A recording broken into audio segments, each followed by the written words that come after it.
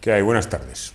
Hoy vamos a cerrar inicialmente este primer ciclo, o este ciclo sobre tomar y después, por supuesto, ni están todos los fármacos que son, ni son todos los que están. Quiero decir que aquí, por supuesto, no hemos desarrollado todos y cada uno de los fármacos que existen en una farmacia o en un departamento de farmacología. Bueno, nos hemos limitado a hacer una generalidad sin ánimo, por supuesto, de dar ninguna lección ni ninguna clase, pero lo que sí, cuando aquí ha habido alguien que que ha querido o pretendido decir, bueno, pues llamando por teléfono para un debate, no, aquí no hay ningún debate que valga, en el sentido de que aquí nos hemos limitado, por supuesto, no solo a este libro, pero a más de uno de los libros que actualmente, este año y en los sucesivos, hasta ahora se están desarrollando en las distintas facultades de farmacia y de medicina.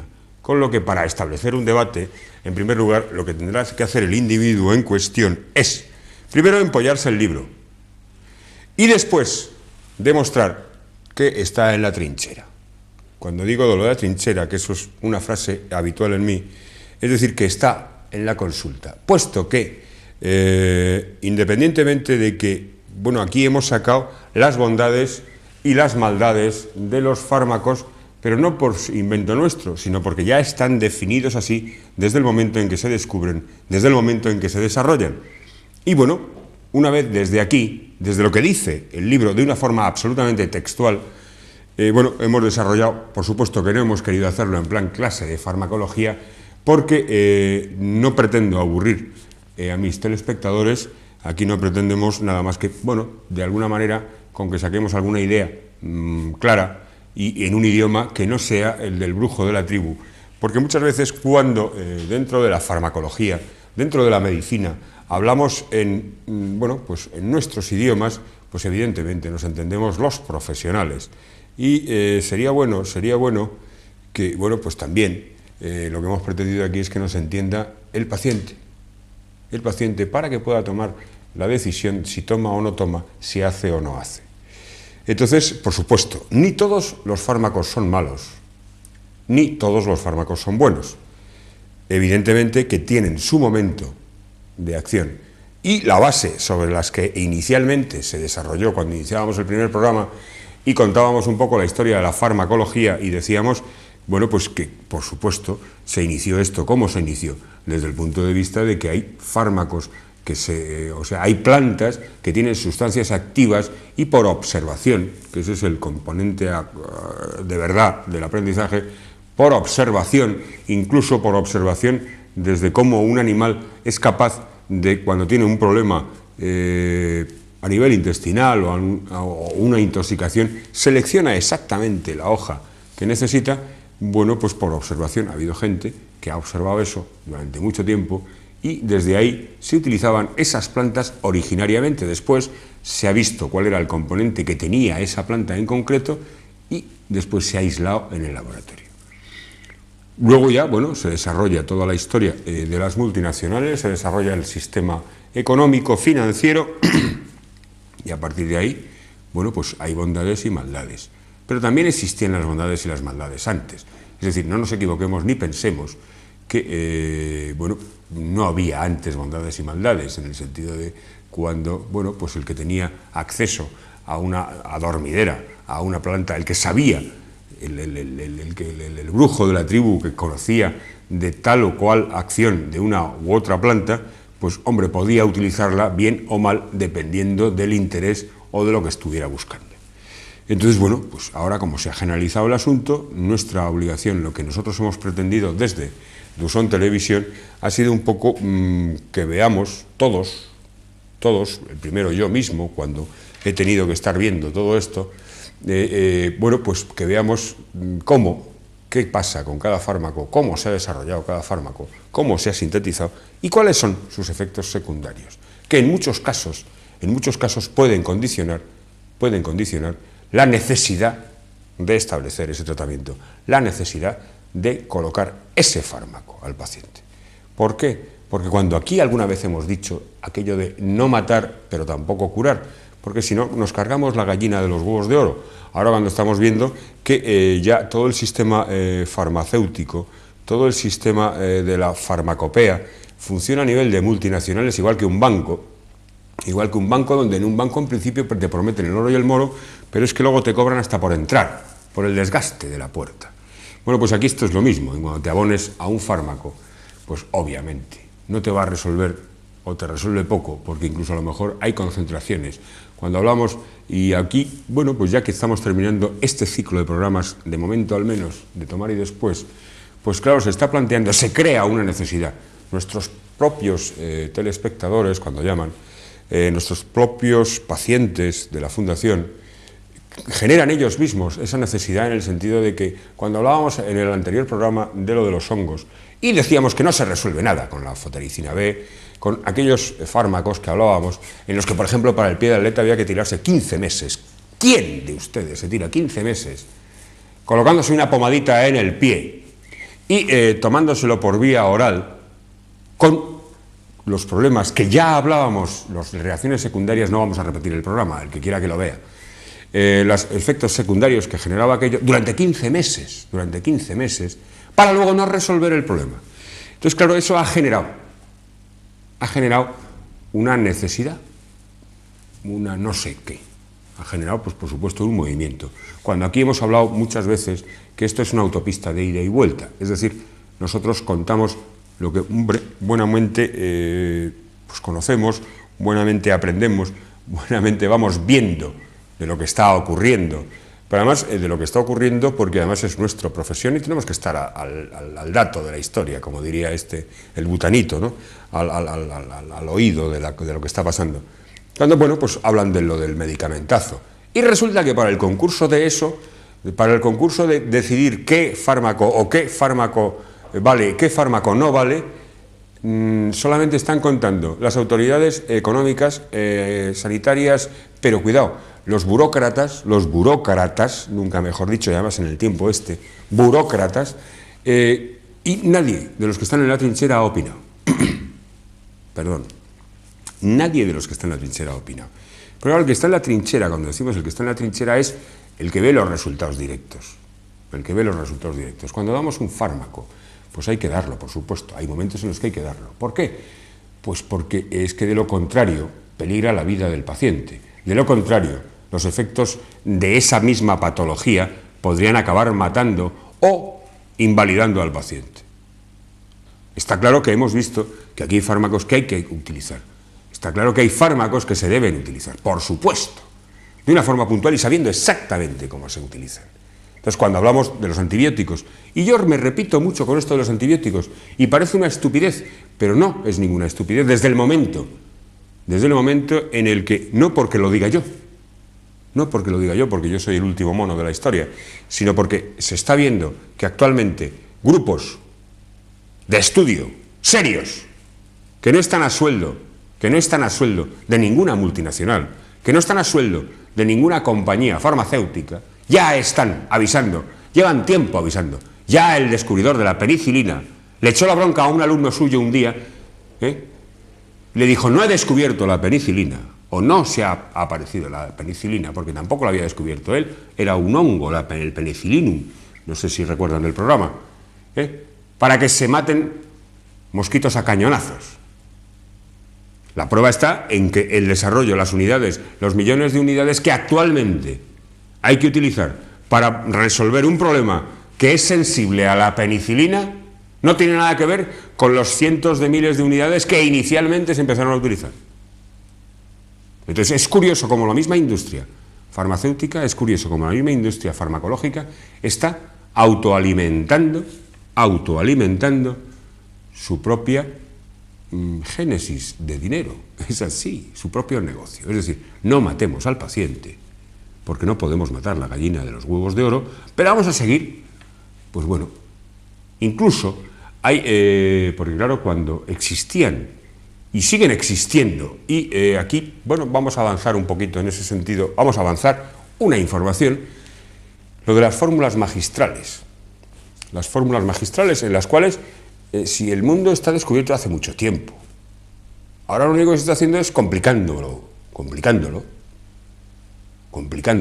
además en una pirámide en la que, bueno, será bueno para 4 o 5, para los politicastros estos de turno, para los 4 dueños de multinacionales y nada más.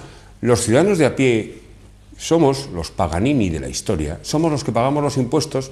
Además se cuidan muy mucho, porque además esto yo lo comparo, lo de la farmacología lo comparo a lo de los impuestos. Esa historia de que cada 3 meses, pues las profesionales contra los mismos farmacéuticos, cada 3 meses aparece el tío Paco con la rebaja. Cuidado, esto no tiene ninguna connotación política. Aparece el inspector de Hacienda de turno a ordeñar un poquito, a ordeñar. Entonces, a mí me han contado, contamos todos, en ese sentido, dice, mira, nos dejan engordar un poquito y luego nos ordeñan. Entonces, es tener a todo el mundo en esa dinámica. En el plano de la farmacología, en el plano de esto es lo mismo. A usted le abonan a un fármaco, a un antibiótico, un Clamoxil, por ejemplo, y usted se abona a eso para de por vida. Pero cuidado, que el día, y perdón, ya no voy a volver a repetir lo de cuidado. Ya no voy a volver a repetir lo de cuidado. Y en ese sentido, si usted se ha abonado a ese Clamoxil, y a lo mejor se inició con un Clamoxil de 250 miligramos, que ha tenido que ir subiendo a 500 miligramos, que luego a 700 y que luego a 1 gramo, porque no había reacción ya. Usted está abonado. Y además, como además, ya usted se lo sabe, porque el sitio donde va, el médico al que va, en el ambulatorio de turno, donde el hombre, claro, el ambulatorio no resuelve nada, y además ya se ocupan ustedes de destrozar más el ambulatorio. Pero ¿cómo pueden pretender ustedes encima pedir a un profesional que le tienen sobrecargado con tonterías, en 2 horas 200 pacientes, que encima les haga una exploración médica? Pero bueno, ¿qué me está usted contando? Si el plazo de tiempo para hacer una exploración clínica seria, una exploración palpando hígado, bazo, cadenas ganglionares, necesita un tiempo. Necesita un tiempo. Cuando se produce el tema del... Porque claro, cuidado, esto es una autopista de ida y vuelta. La culpa de los fármacos es que ustedes son los que están pidiéndola. Son ustedes los que lo piden. Entonces luego no se queje. Cuando se produce la primera noticia de lo del medicamentazo, que van a secuestrar 1.500 fármacos. No, sí que había que quitar 3.200. O más. Resulta que se produce, como con lo de la gasolina. ¡Qué estupidez! Se va a subir la gasolina 2 duros o 1 duro, da igual. Y se producen colas en las gasolineras. Pero vamos a ver, por mucho buen coche que usted tenga, podrá tener 100 litros de depósito. En 100 litros son 100 duros, son 500 pesetas. ¿Qué pasa, que su tiempo no vale nada? Bueno, pues eso es una manía, pero además que ustedes lo reproducen en todo. Y lo reproducen con los fármacos. Y entonces resulta que se produce, cuando se produce esa historia de lo de los acumular fármacos, ¿para qué? Si usted no sabe para qué valen. Si usted no tiene ni idea para qué valen. Si no hay que tener fármacos acumulados. Es curioso como a lo mejor en casa de un médico de verdad usted no puede encontrar ni una aspirina. No hay una aspirina. Pregunte, algún día que vaya usted a casa de un médico. No, aspirinas no tengo, chico. Lávate la cara. ¿Por qué? Porque el que sabe, sabe. ¿Y usted para qué acumula? Cuando llegan al... Claro, dicen del ambulatorio. Pero hombre, si el ambulatorio... Los culpables, independientemente de que las estructuras de la administración de las SS estén mal llevadas, por supuesto, porque no las lleva ningún profesional, las lleva un administrativo, un burócrata, y punto. Y a él no le importa un bledo. Si se le aparece algún ministro un día en el hospital, ese día le pone una habitación de lujo y punto. Y luego seguimos mamoneando con el asunto de los representantes de laboratorios, con los laboratorios. Resulta que para negociar el tema de la sangría, he dicho bien, de la sangría, a nivel económico y a nivel de salud, que nos están produciendo todos y cada uno de toda esta panda de cabrones, resulta que los interlocutores son, por supuesto, la Hacienda del Paganini. Ah, bueno, sí, luego están los localistas, los de los gobiernos autónomos, a ver quién se lleva el pastel. Y luego los de las empresas farmacéuticas. Entonces, no deben tener la conciencia muy clara cuando dicen que van a soltar 35.000 millones de pesetas así en barbecho. Oiga, pero si usted tiene su negocio y usted lo tiene claro, yo no tengo por qué soltarle ningún duro a nadie, oiga, no me fastidie. Entonces ya algún tipo de mala conciencia hay. Por algún sitio, no lo sé por dónde está esa mala conciencia, porque lo más sencillo sería abaratarlo directamente de base. Entre otras cosas, ¿por qué sabemos que todos y cada uno de los fármacos que aquí estamos viendo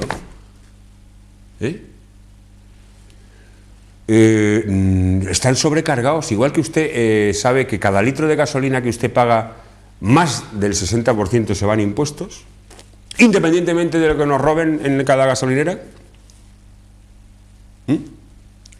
Bueno, pues aquí ocurre lo mismo. Desde aquí no se está pagando nada más que al intermediario. Al intermediario.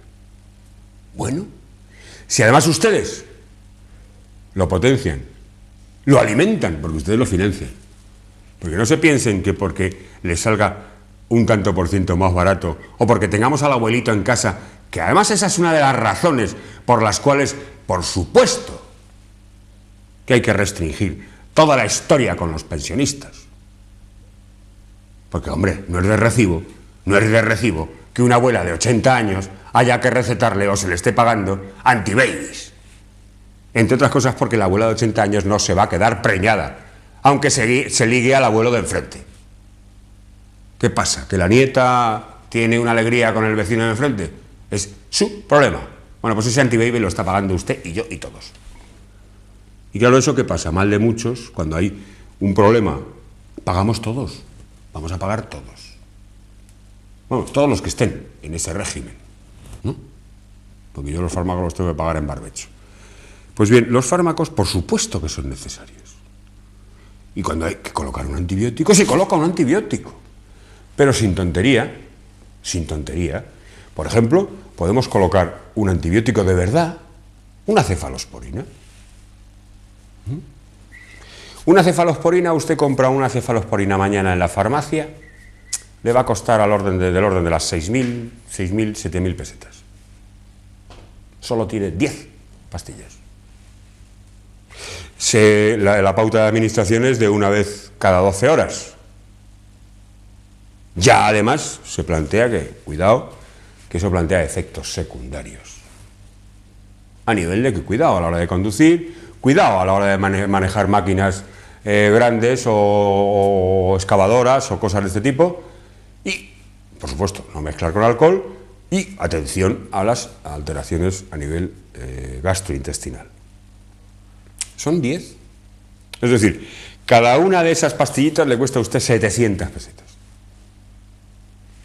La pauta, si hemos quedado que son 10, son 5 días, ¿no? Éramos uno cada 12 horas. Fíjense lo que es un tratamiento antibiótico real, auténtico. Y cuidado, el médico que ha establecido esa pauta de tratamiento tiene la obligación de conocer los efectos secundarios. Y tiene la obligación de contárselos a su paciente. Y tiene la obligación de prepararle para que luego, cuando ha terminado esa pauta, que por supuesto, si está bien hecho el diagnóstico y se sabe exactamente a qué infección, contra qué estamos luchando, hombre, está claro, porque en este tipo de fármacos, este tipo de antibióticos, no hay resistencias, no suele haber resistencias cruzadas, y bueno, aparte que, digamos, el pueblo, o sea, la gente, no tiene acceso a ese tipo de fármaco. Entre otras cosas porque, claro, no tiene acceso porque no sabe del nombrecito. Aparte de que, claro, para hacer una receta a través de las SS de una cefalosporina que vale lo que vale y tal y como están las cosas ahora, pues cuidado. Y entonces estamos mareando la perdiz, abonando a pacientes que a lo mejor los podemos abonar a una amoxicilina, ya no voy a dar nombres comerciales, o a una ampicilina durante tiempo y tiempo y tiempo, y en ese tiempo y tiempo y tiempo podemos preparar, podemos generar esas resistencias de las que ya hay grupos dentro de la OMS, de la Organización Mundial de la Salud, que ya están avisando de que se están generando, de que se están preparando, de que están apareciendo resistencias a microorganismos que de otra manera, si se hubiera hecho una pauta seria, si se hubiera hecho como debería ser, como decía el descubridor de la penicilina, ustedes sabrán quién es, y si no, pues hagan un ejercicio, un poquito de ejercicio, y así se adelgaza un poco, se va al libro y se busca penicilina, y ahí les dirán el nombre del que descubrió la penicilina.